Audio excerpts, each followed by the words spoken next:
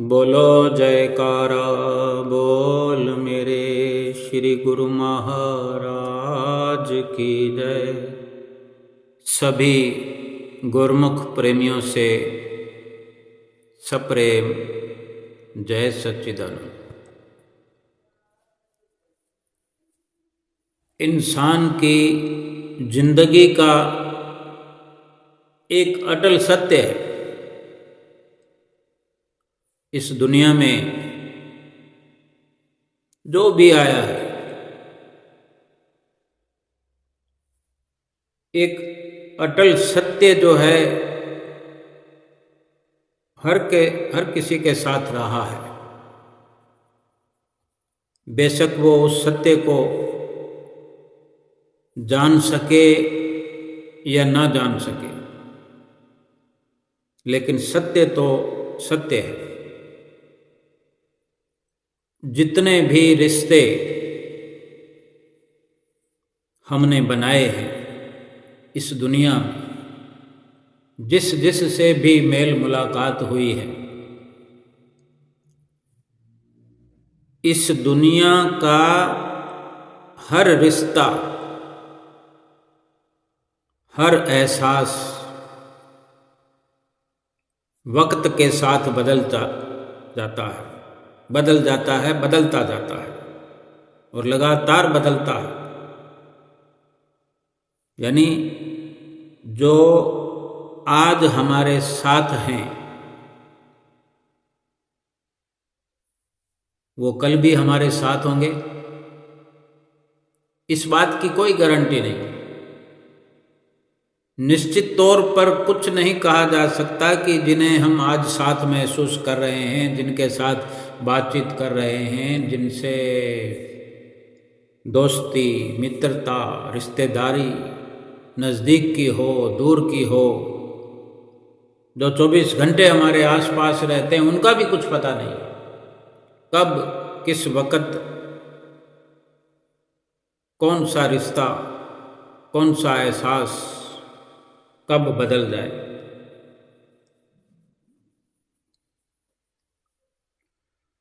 जो बदल जाए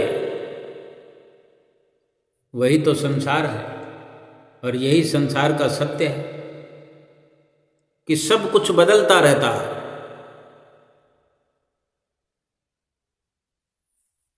जिसकी कोई गारंटी नहीं हो, जिसका कोई एतबार नहीं, जिसका कोई विश्वास नहीं, कोई भरोसा नहीं, यही तो संसार है।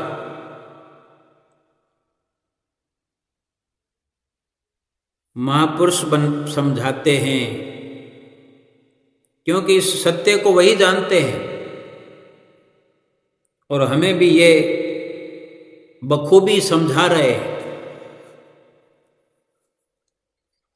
कि यहाँ का रिश्ता जो है बदलने वाला है, बिना गारंटी वाला है, बेविश्वास का है। अब हम खुद विचार करें कि जो बेविश्वास का हो उस पर विश्वास किया जाए तो फिर क्या हमारी अक्लमंदी सिद्ध होगी? एक इंसान होकर, एक तजर्बेकार होकर, पढ़ा लिखा होकर, ज्ञानवान होकर इस सत्य को ना समझे, और समय बदलता जा रहा है, व्यतीत हो रहा है। हम खुद अनुमान लगाएं कि जो रिश्ता बचपन में था, जैसा था, जिस से था, उस से आज इस पड़ाव पर वो रिश्ता है, या जैसा था वैसा है, या जिसके साथ था रिश्ता है भी कि पूरी तरह से समाप्त हो गया है। बचपन में दोस्ती हुई, युवा स्थिति में भी दोस्ती हुई, या बचपन की दोस्ती जवानी में भी रही, लेकिन ऐसे साथ छूटा, ऐसा बदलाव आया, ऐसा प्यार मोहब्बत समाप्त हुआ कि बरसों तक एक दूसरे की शक्लें तक हमने ना देखी होंगी। हो सकता है कोई आज आधुनिक युग है, मोबाइल का युग है, मोबाइल नंबर होने के बावजूद हो सकता है हमने फोन पर बात करना भी छोड़ दिया, जबकि बिना पैसों से बात होती है। ये है इस जिंदगी का सत्य, इस दुनिया का सत्य। फिर भी समझ नहीं पा रहे। एक की दोस्ती गई, एक से रिश्ता गया, फिर कहीं और गांठ बांध ली, कहीं और जुड़ाव कर लिया, फिर कुछ समय चलेगा। एक दुकानदार ग्राहक बनाता है या ग्राहक अपने आप आते हैं, जैसे भी, लेकिन कोई ग्राहक कब किस वक्त दुकान छोड़ देगा, किसी का कोई भरोसा नहीं है। लेकिन जब वो ग्राहक और दुकानदार आपस में घुले मिले रहते हैं, रोज का आना जाना रहता है, तो ऐसे प्यार मोहब्बत रहता है, ऐसे रिश्ता बन जाता है। एक दूसरे के घर आना जाना, विवाह शादी में, किसी फंक्शन में, एक दूसरे के बिना गुजारा नहीं है। कब किस वक्त तड़ाक से वो रिश्ता समाप्त।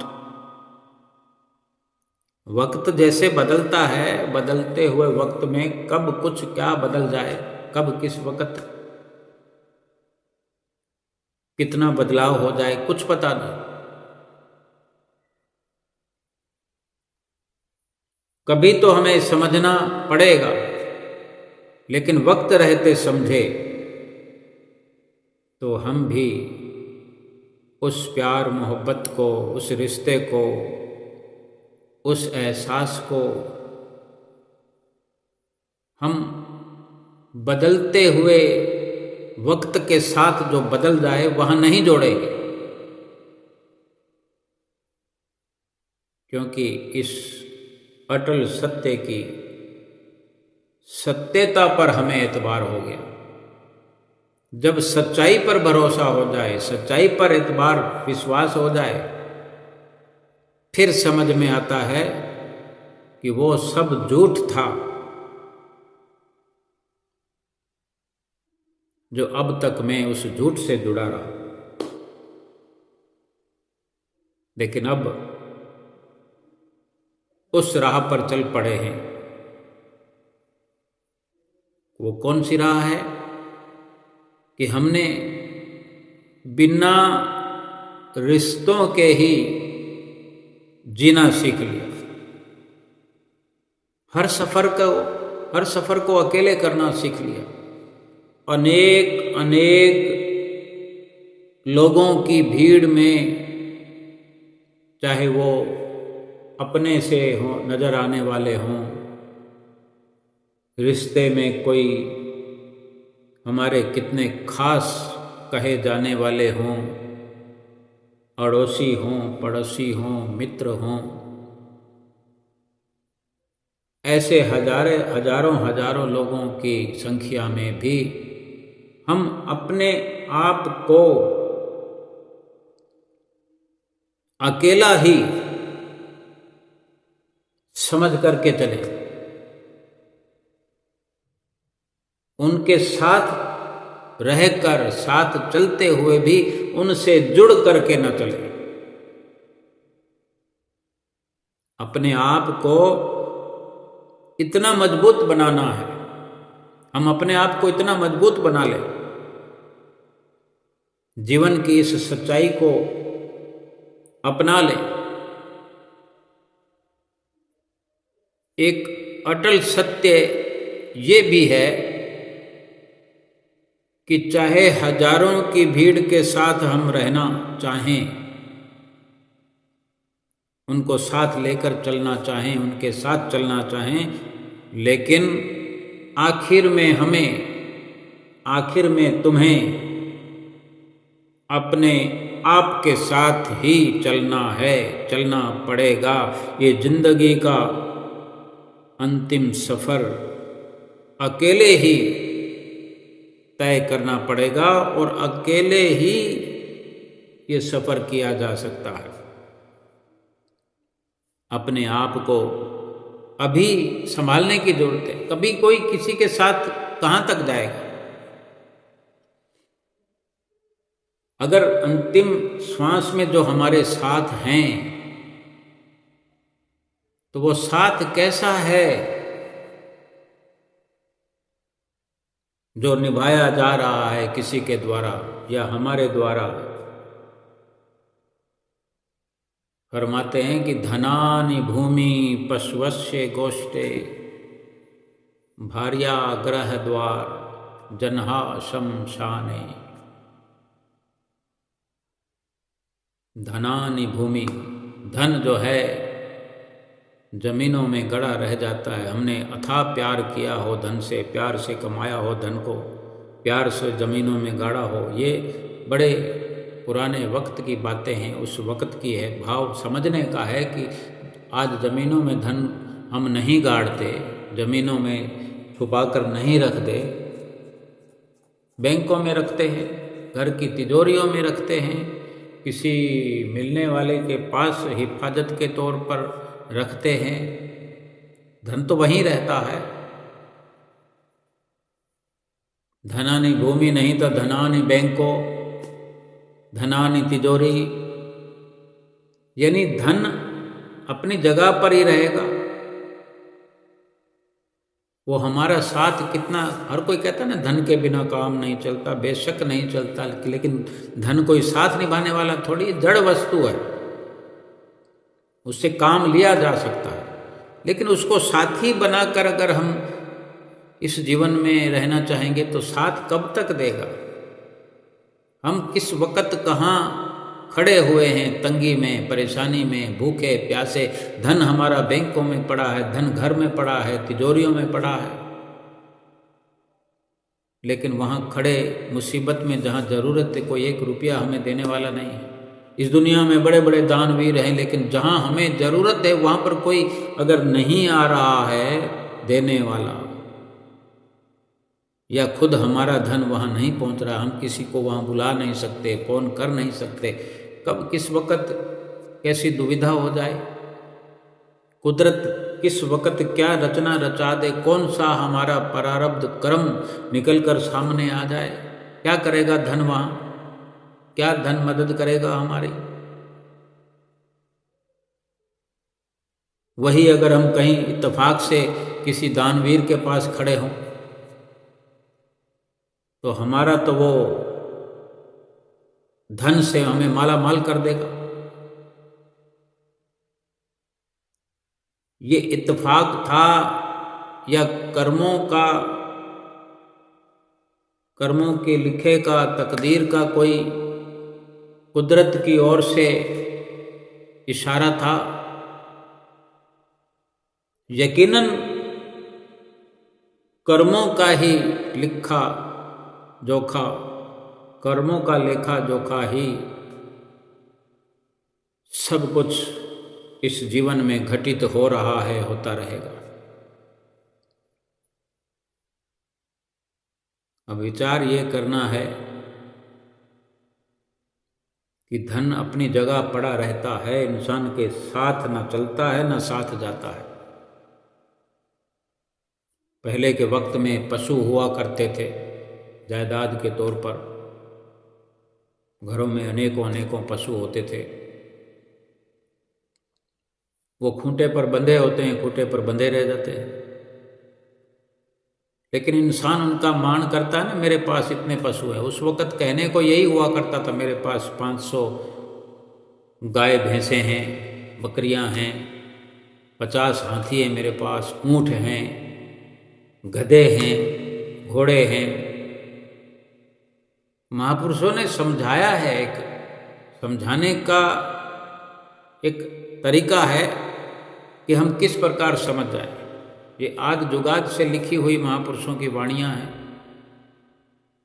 आज हम उसको दूसरे प्रकार से, दूसरे उदाहरण में कन्वर्ट करके अपने आप जान सकते हैं कि हमारे पास घोड़े नहीं है तो कारें होंगी, बाइकें होंगी, महंगी कारें होंगी। आजकल ऐसे बड़े बड़े सेठ साहूकार हैं, धनाढ़े हैं, जिनके पास 50-50 कारें हैं, 100-100 कारें हैं, बड़े बड़े रईस साहूकार इस दुनिया में हैं। इससे भी ज़्यादा कारें हैं, खड़ी हुई हैं अपने, उनके लिए भी जगह है, कारों को रखने के लिए भी बिल्डिंगें बनी हुई है, कई कई माला, कई कई मंजिल बिल्डिंगों की, जिस पर कारें खड़ी रहती हैं। कब किस वक्त सेठ की इच्छा हो कि मैं कौन सी कार लेकर जाऊंगा, और चलते ही कोई नई कार पसंद आ जाती है, वो भी उनमें शामिल हो जाती है। कहने को है कि इतनी कारों का कोई मालिक है, पशु हों, कारें हों। भाव कहने का है कि धन तिजोरियों में, बैंकों में, जमीन में गड़ा रह जाएगा, पशु जो हैं खूंटों पर बंधे हुए रह जाएंगे। भार्या यानी पत्नी, भार्या गृह द्वार, जनहा शमशाने। भार्या यानी स्त्री, पत्नी, 7 जन्म का साथ देने का वादा करते हैं ना, जीने मरने का, साथ जिएंगे साथ मरेंगे। भार्या गृह द्वार, घर के दरवाजे तक ही साथ होता है। ये उस वक्त का इशारा है जब इंसान यहां से जा रहा है, जब शरीर छूट जाता है। घर के बाहर, घर छोड़कर स्त्री पति के साथ नहीं जाती, तो कहा गया कि भार्या गृह द्वार, घर के द्वार तक पत्नी ने साथ दिया और वहाँ से विदा कर दिया। अर्थी को लेकर के मित्र दोस्त ले जा रहे हैं शमशान तक। शमशान तक अंतिम दौड़ है इंसान की। जनहा शमशाने, यानी जो मित्र कुटुंबी संबंधी सब आ गए, शमशान तक ही उन्होंने साथ दिया। इस अर्थी का, इस शरीर का, इस समाप्त हुए मरे हुए शरीर का, मुर्दे का। बस धन कहाँ छूट गया, पशु कहाँ छूट गए, स्त्री कहाँ छूट गई, सब रिश्तेदार, कुटुंबी संबंधी, दोस्त मित्र यार शमशान तक छोड़ करके शरीर को जला जलू करके खत्म। अकेला कौन गया, या अकेला किसने रहना। हम जो साथ भीड़ हजारों की लेकर रखना चाहते हैं, घरों में भी साथ का एक वो दबदबा बनाना चाहते हैं कि हम इतने लोग हैं, हम इतने लोग हैं। कौन कितने लोग हैं? ये जीवात्मा अकेला है। शरीर के साथ हम जितने बना लें वो हैं तो झूठे। शरीर किसका साथ है, किसका साथ देने वाला है? अपना खुद का शरीर जीवात्मा के साथ अगर होता तो फिर शरीर को कोई लेकर थोड़ी जाता, अपने कंधे पे रख के उसको अर्थी बना करके राम नाम सत्य थोड़ी करते हुए जाते, शमशान में जाके जला देते या दफना देते। अपना शरीर भी आत्मा के साथ रहने वाला, साथ देने वाला नहीं है। हम दूसरे दूसरे शरीरों को साथ लेकर के इंतजाम करने में लगे हुए हैं। महापुरुष फरमाते हैं, इस सच्चाई को स्वीकार कर लो। रहो बेशक दुनिया में, लेकिन दुनिया के तलबगार न बनो। अपने आप को संभालो, और जब तक ये साथ बना रहेगा, ये झूठा साथ का हम अहम बना के रखेंगे, अपने आप के साथ हम कभी भी नहीं मिल पाएंगे, अपने आप को नहीं समझ पाएंगे। क्योंकि जब तक हमारी नज़र दूर तक के साथ ढूंढती रहेगी, जो असली हम खुद हैं, उससे मुलाकात नहीं होगी। अब जो भगवान की भक्ति करते हैं, पूजा आराधना करते हैं, कोई मंदिर जा रहा है, कोई गुरुद्वारे जा रहा है, कोई दूर की यात्रा करके हरिद्वार जा रहा है, बद्रीनाथ केदारनाथ जा रहा है, जितनी भी जगह जाते हैं तो कोई ना कोई साथ लेकर के चलते हैं। कोई एक बस भर के जाते हैं, कहीं 2 बसें भर के जाते हैं, सब नाम लिखा हुआ है लिस्ट में, लिस्ट बनी हुई है और जिक्र हो रहा है कि कौन कौन गए थे। कोई भी जाता है, वो जा करके वापस आता है, किसी से मिलता है जुलता है तो बात होती है, कहते कितने लोग थे, कि हम इतने लोग साथ गए थे, नाम तक गिना देंगे, अलाना राम, फलाना राम, ढिकाना राम, रमेश, सुरेश, गणेश, कन्हैया, गणपत। अब यही विचार करना है कि जो जहां गया है, मंदिर जाने वाला मंदिर गया ना, लेकिन किसके साथ गया है? घर से निकलकर, गली से निकलकर 2 लोग गए, कोई देरानी जेठानी गए या भाई भाई गए एक साथ, भाई भतीजा गए, माँ और पुत्र गए या पति और पत्नी गए, कहीं भी गए, मंदिर में गए, कुटिया पर गए। अब ये विचार करना है कि कौन किसके साथ था। मंदिर जाने वाले अगर महादेव के मंदिर में गए तो हम महादेव के पास जा रहे हैं, 2 लोग जा रहे हैं तो दोनों ही महादेव के पास जा रहे हैं। तो महादेव के साथ कौन था? पति था या पत्नी थी, या दोनों एक दूसरे के साथ थे? वहां पहुंचकर महादेव को माथा टेका, दूध चढ़ाया, प्रसाद चढ़ाया, पैसा चढ़ाया। महादेव के साथ कितना रहे, या एक दूसरे का ही साथ बना रहा? एक दूसरे से बातें करते हुए, बतियाते हुए गए, बतियाते हुए आए, या 2 मित्र या 4 मित्र, और बाहर जाते हैं तो वो तो ढेर सारे मिलकर जाते हैं तो एक दूसरे के साथ मिलना जुलना, और बस में जाते हैं तो भजन कीर्तन करते हुए भी जाते हैं, ढोलक बज रही है, गीत गा रहे हैं, नाच रहे हैं, कर रहे हैं, एक दूसरे से मिलना जुलना, देखना दिखाना, हंसना हंसाना। लेकिन विचार ये करना है कि हम कौन सी यात्रा पे थे, किसके साथ थे? सुरेश, महेश, गणेश, कन्हैया, रामलाल, प्रेमलाल, फलाना राम, ढिकड़ा राम, बस यही एक दूसरे के साथ थे। और साथ किसका करना था? अपना करना था। अपने साथ ना हो पाए, अपने आप से ना मिल पाए,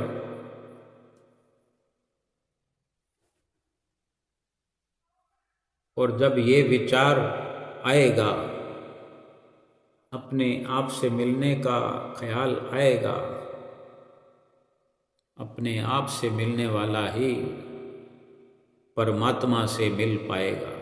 हजारों की भीड़ में भी अपने आप को मजबूत स्थिति में रखते हुए एक अकेला हजारों की पावर रखता है,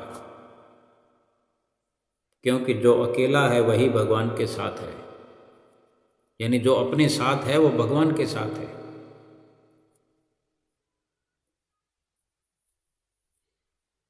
जिस के भी साथ रहते हैं वो साथ जब छूट जाता है,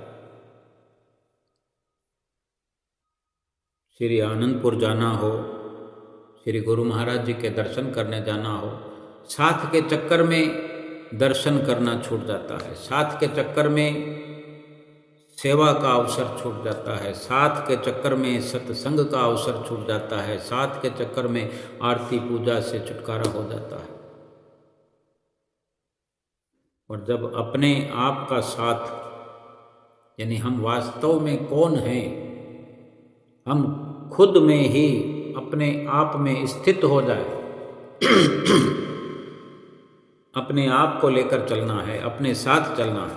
हाँ, अगर कृष्ण के मंदिर में जा रहे हैं तो घर से चलो तो कृष्ण के साथ चलो, कृष्ण के ख्यालों में खो कर के चलो, बेशक 10 जने मिलकर चलो, ख्याल तो अपने अंदर है ना, और बातें भी कृष्ण की करते चलो। नहीं तो फिर क्या फायदा ऐसे साथ का कि कृष्ण के मंदिर में जा रहे हैं, कृष्ण का दर्शन करने जा रहे हैं, कृष्ण को सर झुकाने जा रहे हैं, माथा टेकने जा रहे हैं और कृष्ण की बातें नहीं कर रहे हैं, तो फिर ये कैसा कृष्ण भगवान का हम सत्कार कर रहे हैं? ये कैसी आस्था है, कैसी भक्ति है?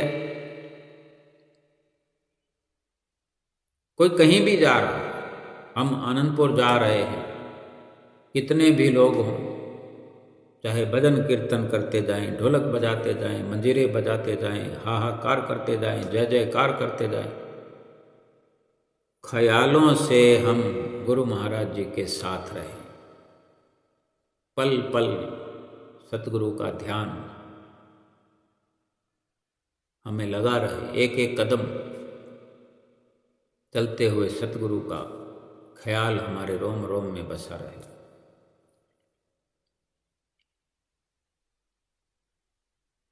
तो फिर इसका लाभ भी देखने का हमें अवसर मिलता है। सबके साथ बोलना चालना सब हो, लेकिन भीतर ही भीतर ख्याल हमारा अपने इष्ट देव के चरणों में लगा रहे।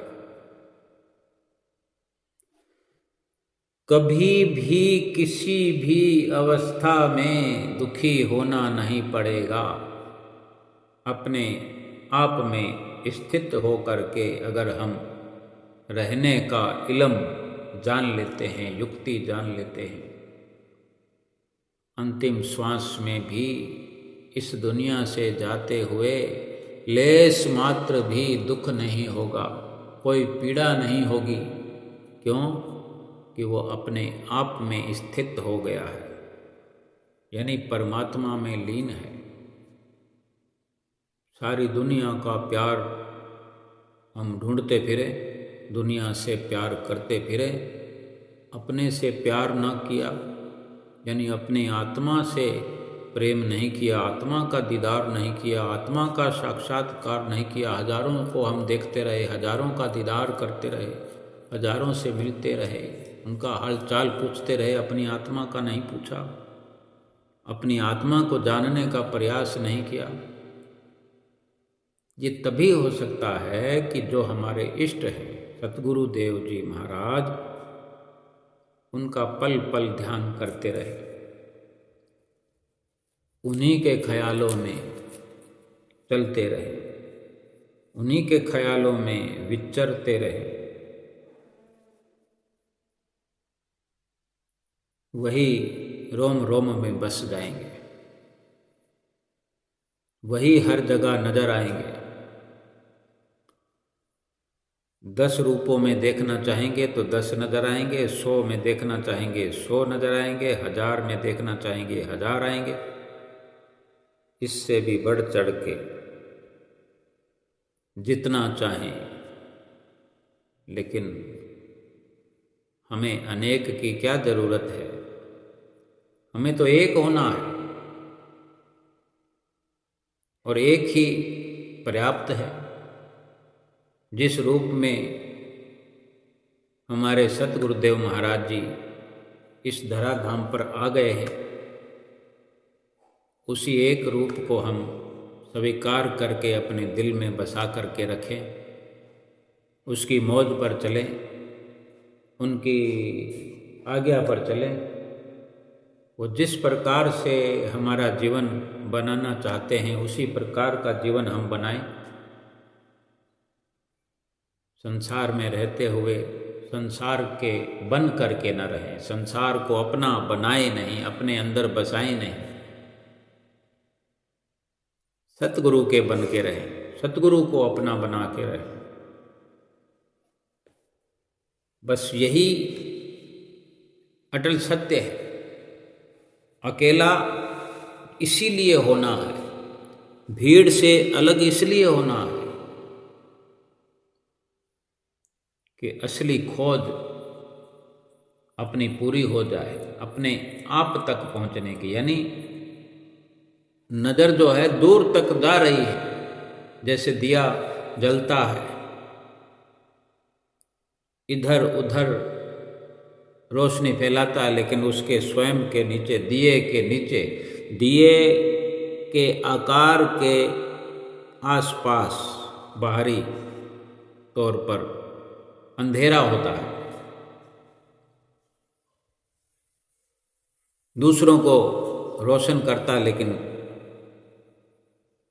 उसके नीचे खुद अंधेरा छाया रहता है।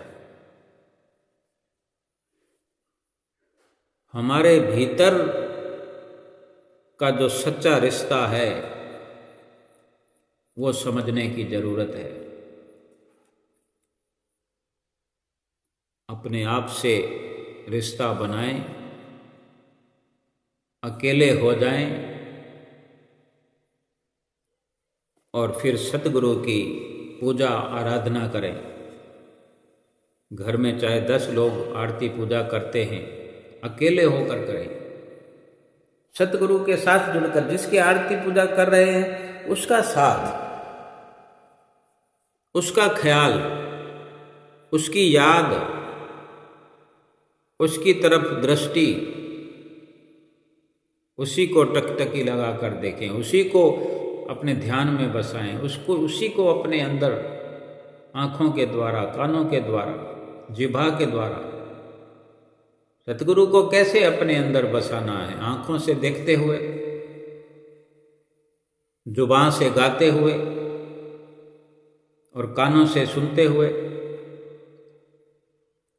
और कोई नहीं है सुनाने वाला, तो हम खुद तो बोल रहे हैं, हम आरती बोलते जाते हैं तो कान में सुनते भी तो हैं, देखते भी हैं। आँखों से, कानों से पूरा संसार हमारे अंदर घुसता है, प्रवेश करता है और करा पड़ा है प्रवेश। पूरा संसार हमारे अंदर प्रवेश करा पड़ा है। जितना हम घूमे फिरे नहीं है, जो कुछ हम देखा नहीं है, वो भी हमने अपने अंदर डाल रखा है। काल्पनिक दृश्य हमने बना बना करके, कल्पना के चित्र उकेर उकेर कर हमने अपने अंदर लगा रखे हैं चारों तरफ। तभी तो प्रभु का नाम बसता नहीं है। एक दुनिया की भीड़ को अपने अंदर बसा रखा है। भजन सुमरन करने बैठते हैं कि मुझे वो दिखता है, मुझे वो दिखता है, ऐसे करते हैं, वैसे करते हैं, फिर हम छोड़ देते हैं। हमने भजन छोड़ दिया। जब भी प्रयास करते हैं 2-5 मिनट बैठते हैं, यही सब चलता रहता है। कभी वो दिखाई देता है, कभी वो दिखता है, कभी वो दिखता है। इससे ज़्यादा प्रयास करते नहीं, फिर हमेशा का यही बना रहता है। सफलता कोई नहीं मिलती। जब जिन से मिलना जुलना, बोलना चालना होता है, उस वक़्त क्या करना होता है? जुबान से बोला है, आँख से देखा है, कान से सुना है किसी से मिलने पर, तो सुनकर कहते ना कि जो चीज़ हमें पसंद नहीं आती या जहाँ ध्यान नहीं होता, एक कान से सुनते हैं, दूसरे कान से निकाल देते हैं। ये 2 कान किस लिए? सुनने के लिए तो एक कान भी काफ़ी है। मुंह एक बनाया है, 2 बना देते, या कान 2 बनाए तो एक बना देते। अब 2 बनाए तो एक कान से सुनो, दूसरे कान से निकाल दो। एक आंख से देखो, दूसरी आंख से निकाल दो। और जिसको अपने अंदर बसाना है, उसको दोनों आंखों से देखकर पूरा प्रयास करते हुए अपने अंदर बसा लो। देखो, आंखें बंद करो, देखो, आंखें बंद करो, अंदर बसते बसते बसते बस जाएगा। सुनो, अपने अंदर इकट्ठा करो, सुनो, इकट्ठा करो। बोलो, जो कुछ भी बोलो वो हजम करो, उस पर अमल करो। जो सुनो उस पर अमल करो, सब कुछ वही अंदर हो जाएगा। हम दुनियावी बातों का तो ये सब अभ्यास करते हैं, अमल करते हैं, दुनियावी रिश्तों से मोहब्बत है, लेन देन है, व्यवहार है, वो सब हमारे अंदर जमा पड़ा है, तो हमने अंदर बसाया है तभी। लेकिन भगवान का, सतगुरु का दर्शन दीदार, उनकी वाणियाँ, उनके वचनों पर अमल, ये हम करते नहीं हैं। सत्संग एक कान से सुनते हैं, दूसरे कान से वहीं का वहीं निकाल देते हैं। अब अभ्यास हमने उल्टा कर रखा है, प्रयास हम उल्टा काम करने का कर रहे हैं, तो फिर उल्टा पुल्टा ही होता जाएगा सब। जो पहले हुआ सो हुआ। जिसको बाजार किसी दुकान पर जाते हैं, बड़े स्टोर में जाते हैं, मॉल में जाते हैं, हजारों आइटम वहां पर होते हैं, सैकड़ों तो होते ही होते हैं। उन सैकड़ों आइटम में कुछ चंद आइटम हम लेकर आते हैं घर में, लेकिन जो नहीं लेकर आते, क्या उनकी तस्वीर भी हमारे अंदर होती है? रात को सोते हैं तो हम जैसे 4, 5, 10 आइटम लाए, आटा, दाल, चावल, घी, मिर्च, मसाला, नमक, सब्जी, तरकारी, ये लाए 10 आइटम, तो वहाँ पर तो जाने सैकड़ों आइटम थे, तो उन सब की तो तस्वीर हमारे अंदर नहीं आती। जब हम रोटी खा रहे हों, सब्जी खा रहे हों, जो कुछ भी हम लाए उसका सबका सेवन करते हुए वो चीज़ें तो नहीं आती, क्योंकि उन पर हमने विचार किया ही नहीं था। वहाँ जब हम घूम रहे थे, मॉल के अंदर कुछ सामान ले रहे थे, हमें केवल जो हमने लिस्ट बना रखी है या हम ये याद कर रहे थे कि मुझे क्या क्या लेना है, 15 आइटम लेने थे, तो हमने 10 का ही याद आया हमें, या 10 के ही पैसे थे हमारे पास, या 10 आइटम को ही हम उठा सकते थे, बाकी के लिए ना हमने सोचा। अगर कुछ मन में वहाँ विचार भी आया कि ये ले लूँ, वो ले लूँ, तो साथ के साथ ये विचार भी आया कि चलो छोड़ो फिर ले जाएंगे, चलो छोड़ो फिर ले जाएंगे। और जो लेना था उसको मन में पहले से बसा रखा था कि ये सामान तो लाना ही है, वो ले आए तो वो सामान घर में आ गया, तो अब उसको दिल दिमाग में बसाने की ज़रूरत नहीं है, वो यूं दिमाग से निकल गया, ले आए तो दिमाग में अब नहीं है, जब जरूरत पड़ेगी तब देखा जाए। और जिसको नहीं लाए वो हमने लाना नहीं था, इसलिए दिमाग हमारा खाली। इसी प्रकार संतों महापुरुषों के सत्संग में बैठते हैं, भजन अभ्यास में बैठते हैं, वचन सुनते हैं, जो हमें खास बात सुनाई देती है उसको इकट्ठा कर ले, और जो संसार में और बातें हैं वो हमारे काम की नहीं है। अब किसी से रुपया लेना है, हम दुकान पर गए हैं, कोई सामान लेना है, रुपया देना है उसको, सामान ले लिया, रुपया दे दिया, काम खत्म। अब उससे जो बातचीत हुई उसको हम स्टोर करते रहे, एक रिश्ता बन गया, फिर वो गहराई पकड़ता जाएगा। फिर सामान नहीं लेना है तो रास्ते चलते आते वहाँ जाकर मिलेंगे, क्या हालचाल है, या फोन आएगा एक दूसरे का, क्या हालचाल है। ये क्या उपयोग में लाए जाने वाला रिश्ता है जो हम बना रहे हैं? क्यों इतना समय भजन सुमरन के लिए हमारे पास समय क्यों नहीं निकलता? क्योंकि समय तो हम खर्च कर देते हैं, यूं ही बेकार में नष्ट कर देते हैं। लेकिन समय का सदुपयोग करना है तो जो सामान लेना है ले लो, जो रुपया देना है दे दो, बाकी समय को बचा करके चले आओ। हर रिश्ता छूट जाना है, हर रिश्ता टूट जाना है, कोई भी साथ देने वाला नहीं है,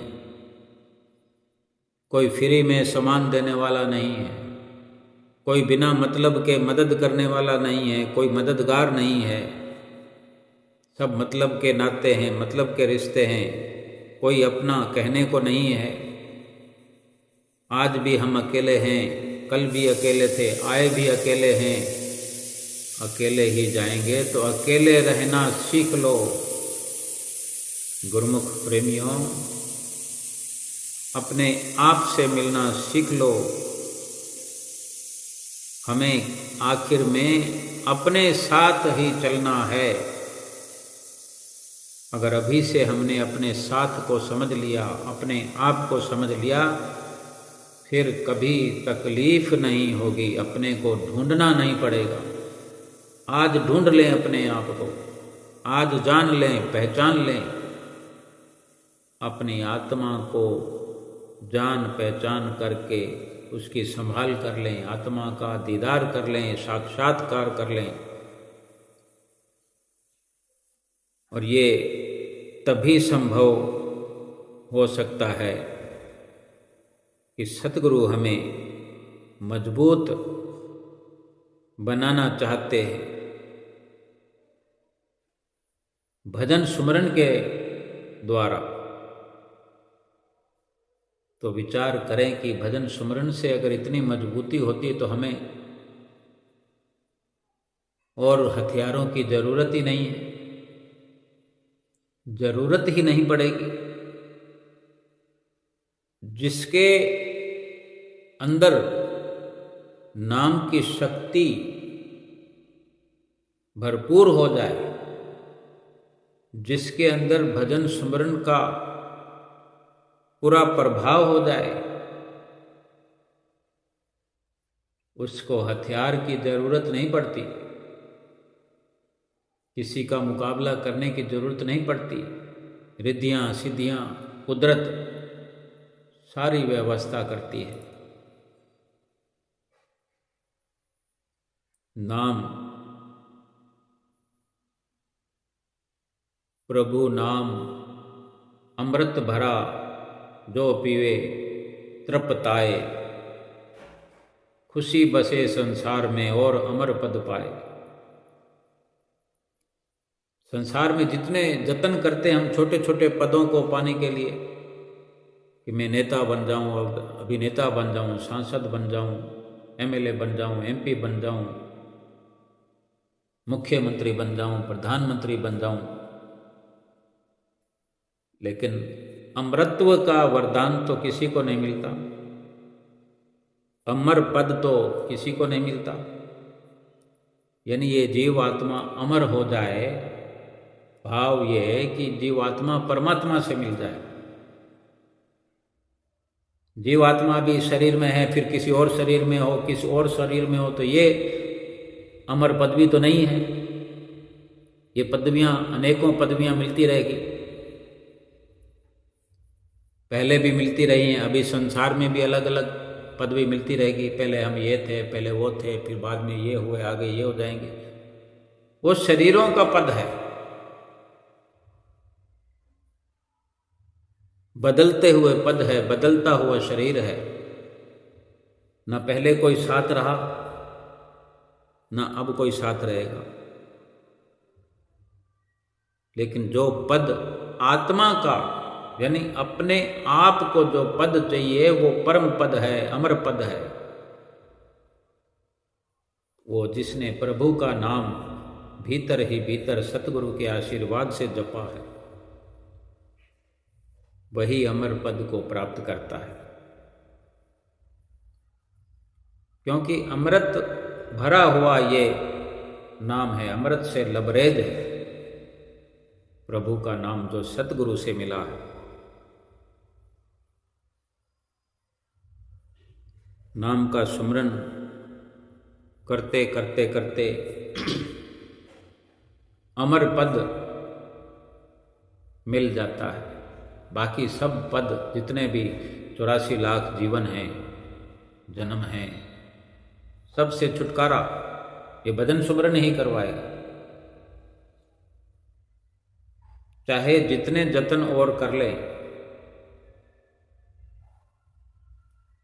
योग यज्ञ जप तप नेम धर्म संयम व्यवहारा, बिन सतगुरु के नहीं छुटकारा। सतगुरु के चरणों में आए बिना उनसे नाम की बख्शिश प्राप्त किए बिना, उस नाम का सुमरन भजन अभ्यास किए बिना छुटकारा नहीं हो सकता, नहीं हो सकता। ये जब तक समझ ना आए तब तक प्रयास इस तरफ कैसे करेगा जीव, कैसे हम इस तरफ अधिक तेजी से दौड़ पाएंगे। और समझ तब आएगी जब सतगुरु की शरण को अपना लिया जाए, सतगुरु की शरण पा करके सतगुरु को सच्चा इष्ट मान लिया जाए। वही भगवान हैं, वही रब हैं, वही करण करावनहार हैं,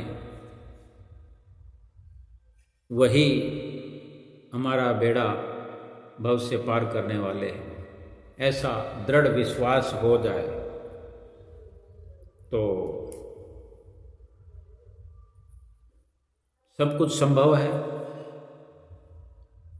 अगर सतगुरु को इंसान समझते रहेंगे